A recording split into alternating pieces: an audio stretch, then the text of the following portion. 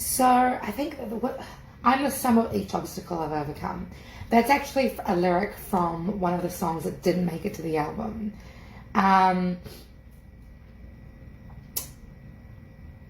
But what that means to me, we aren't what happens to us. We are how we respond to the things that happen to us.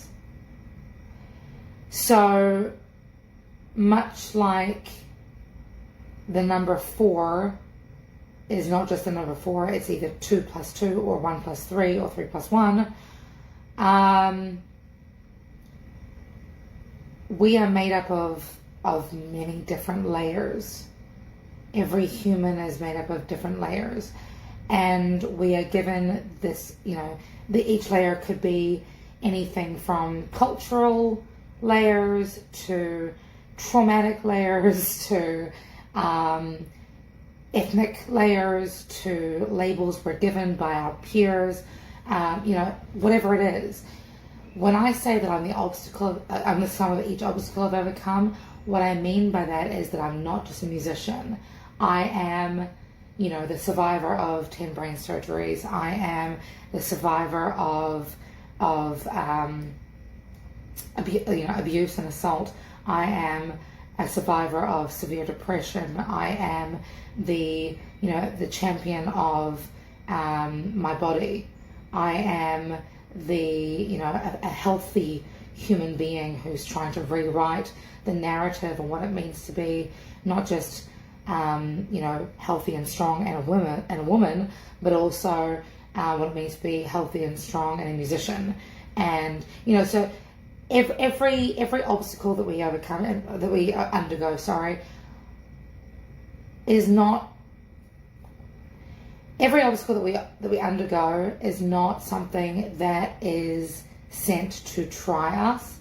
It's sent to make us.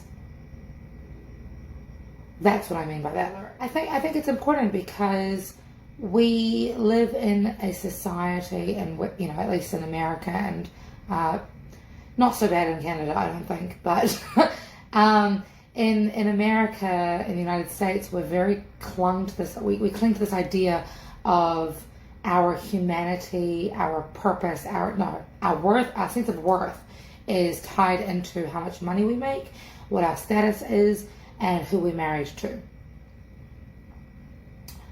I'm lucky, again, as I mentioned this in the film, one of my superpowers is the fact that, one of my privileges rather, is the fact that I come from a very multi-ethnic background, being Persian, Norwegian, Fijian, Kiwi, and American. So talking about mental health, or talking about overall health, I really wanted to pay respect to the fact that that is not just financial health. Health encompasses your mental health, your physical health, your emotional health, your spiritual health, and your social health. And social health does not need to need to be focused around getting drunk every Wednesday at happy hour. Being social, it can literally just be spending quality time with your friends and going to get manicures or working out together or going for walks together or whatever it is. We need to be able to recreate this narrative around what it means to be healthy in every facet of health. So when I say you are the leader of your own song, that really pays tribute to when I first got seriously involved in the music industry, and that was back in New Zealand when I was singing for the hard rock band Static Era. The reason for that is because I was a slightly overweight brown woman singing in a hard rock band in a genre that is predominantly white and male. And I was lucky enough to be in a band with 3 men, Chris Young, Dave Rhodes, and Victor Pesh, who were incredibly supportive of me rewriting the narrative, leaning into the fact that my differences are my superpowers. They didn't word it quite like that. But acknowledging that, you know, we can either try to fit in to the white male narrative, which is really difficult to do when you don't have a penis. I mean, right.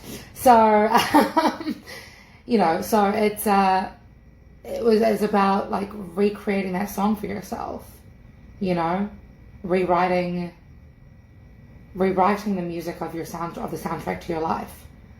You don't have to go with the soundtrack that people give you, especially not now.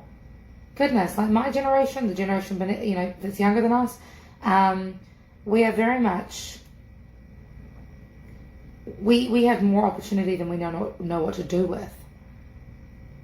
The very first thing that we should be doing, I believe, is at least giving ourselves enough credit and enough faith to believe in ourselves and rewrite the narrative, rewrite the song, the soundtrack. And that goes for everything, not just being a woman of color in the music industry. That goes for everything, like being a woman of color who listens to the Spice Girls still, or a woman of color who, what else do I do? Like, who lifts weights on a regular basis and you know, has the body shape that I do, and is, you know, outspoken about feminist ideas, and being a woman of color who is also a business owner and in the media's eye, you know, like I will not allow myself to be told who I need to be. I'm not here to make you comfortable. One of my friends years ago told me, you know, you can either lead or follow or get out of my way. I was 5 years old when I wrote down what I wanted to be when I grew up. I wanted to be a rock star, a mom, a counselor, a teacher, and a fashion designer.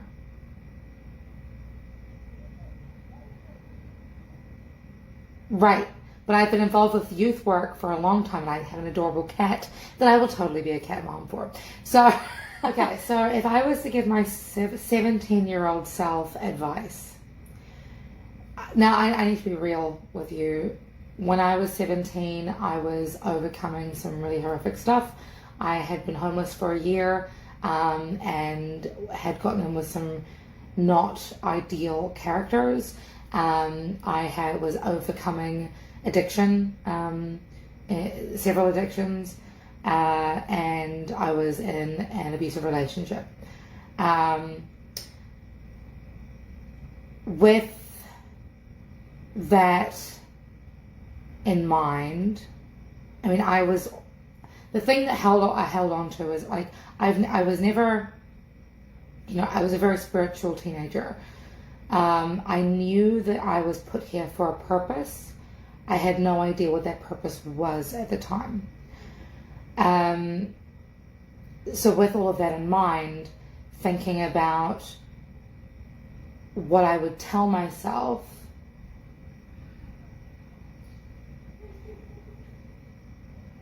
I think, and I wouldn't have listened to me, I know this for a fact, but I think the biggest thing I would have told myself was slow down.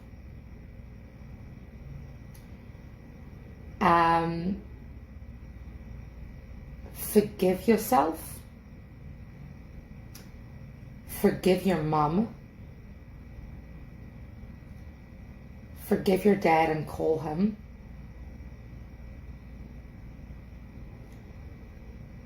And get to know your background more, because the strength of your ancestors flows through your veins,